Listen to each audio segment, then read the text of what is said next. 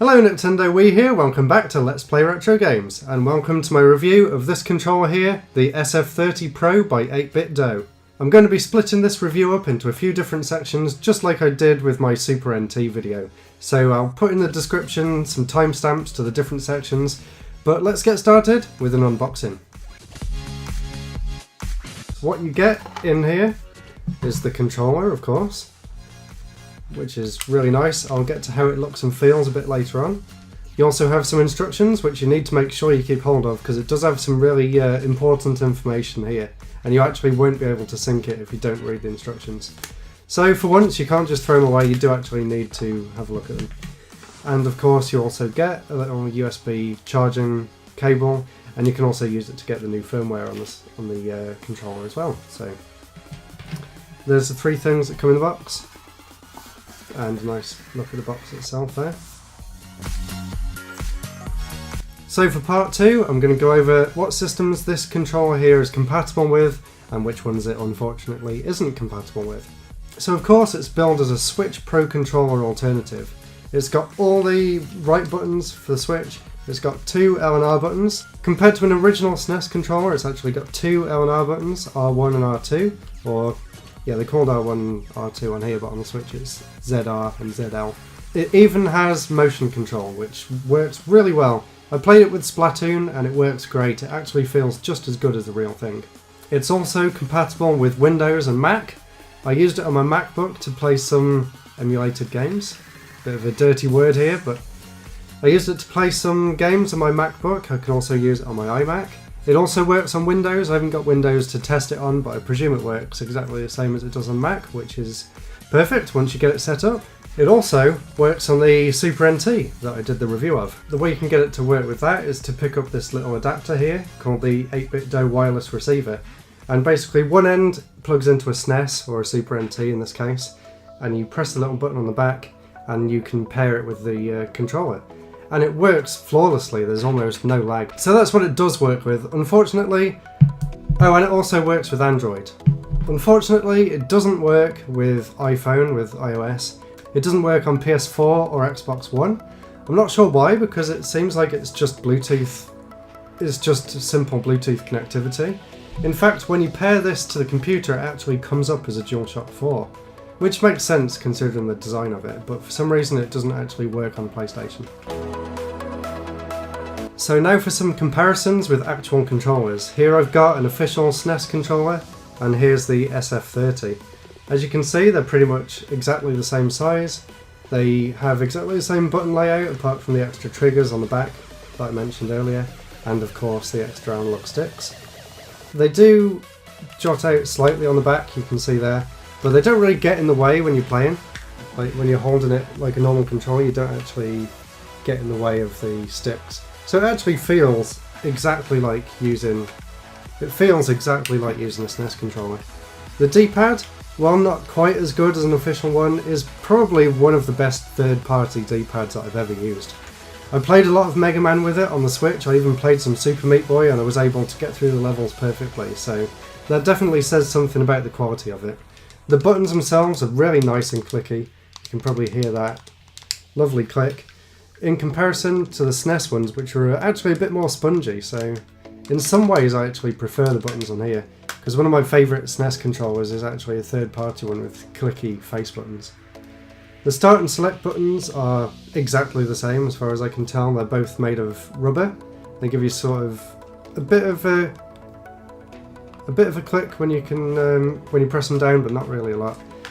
The analog sticks feel really nice. They don't have quite as much travel as something like the PlayStation or the Switch Pro controller. Kind of feels like the sort of analog sticks that are on the Joy-Con. Like if I show you the Joy-Con there, it has the same sort of amount of travel, maybe a bit more. I also have the PS2 controller here. They actually travel a lot more than these, if you can see. Yeah, so it kind of feels like a PlayStation controller, just without the whatever you'd want to call them on the end, without the grips. So it's not quite as comfortable to hold if you're actually using the analog sticks. I tend to find that my fingers at the back don't really know where to rest. But when you're using it like a SNES controller, it feels amazing. So if you're mostly going to be playing 3D games, maybe I wouldn't recommend this controller. But again, it is really nice and portable, so it's really easy just to put in your bag and take with you.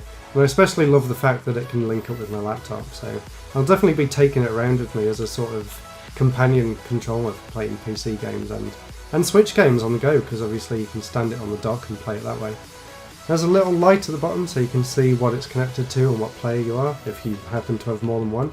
And just for comparison, here it is with the official Switch Pro Controller. So it's basically the same width, but the Pro Controller obviously has the grips, and it's also quite a lot thicker as well, the Pro Controller is, and a bit heavier too. So the Pro Controller, honestly, I think is one of the best controllers ever made.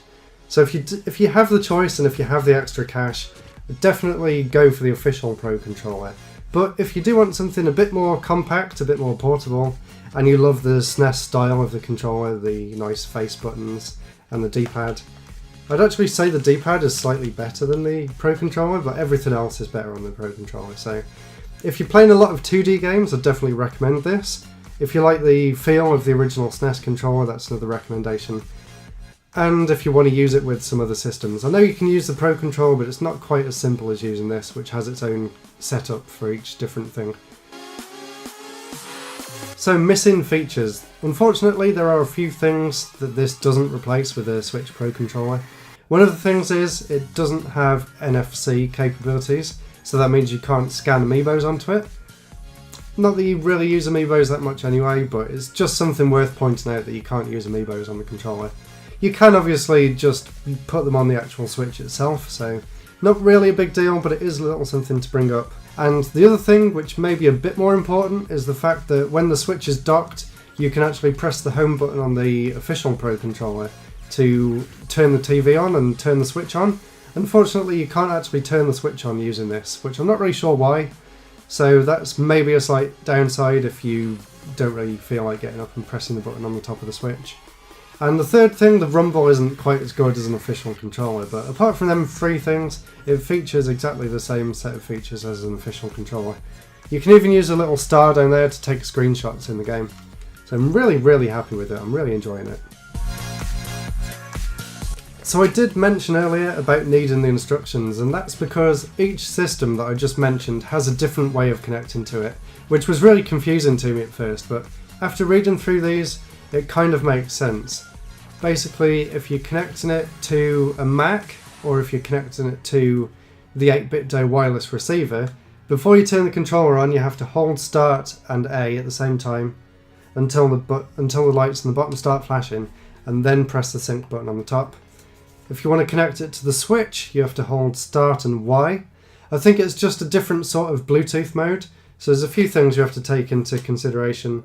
If you want to play it on Android, you have to hold Start and B, and if you want to play it on Windows, you have to hold Start and X. And that's something I didn't realise at first, so I was really confused as to why it wasn't connecting to anything. So don't throw the instructions away because you will need them. And I actually wrote down them button combinations on my phone as well, just in case I forgot in the future. Another thing that is really irritating, and it's really been bugging me, every time you want to use it on this, you have to press the button on the front of both of these to reconnect it. Even if you reset the system for just a second, it loses connection completely, which is something that's really irritating, and it kind of stops me using it all that often on this. You don't have to do that with anything else. If you've connected it to the Switch, all you need to do is hold down the Start button and it connects automatically. And the same on the Mac, you just need to go into the Bluetooth settings and hold down the Start button. But for some reason with this wireless receiver, I don't know if it's the firmware I've got or just I'm doing something wrong, or if that's just how it is. But yeah, you need to reconnect it every single time, which is a bit of a pain. But once it's connected, I do tend to play it for a fair while, so it's not really that big of a deal, but it's just something I thought I should bring up. So overall, highly recommend the controller. It's not perfect, as I did point out a few negatives, but overall it's really good. 8BitDo seems to be making some amazing controllers and accessories. So definitely go and check out their website. I'll put the link in the description if you want to go and pick yourself one up. And if you're not quite so keen, I'd definitely recommend the Pro Controller as well. So thank you very much for watching. This was just a quick review of the SF30 Pro by 8BitDo. If you've got any questions, leave them in the comments and I'll get back to you. Thank you very much for watching, and I'll see you next week. Goodbye. So thanks a lot for watching that review of the SF30 Pro. Like I mentioned in the video, I've done a review of the Super NT. If you want to watch that, it's the button on the left here. And if you're new to the channel, I've put a best of playlist on the other side. So thanks very much for watching, please subscribe if you're new, there's videos every Friday, and as always, I'll see you next week. Goodbye.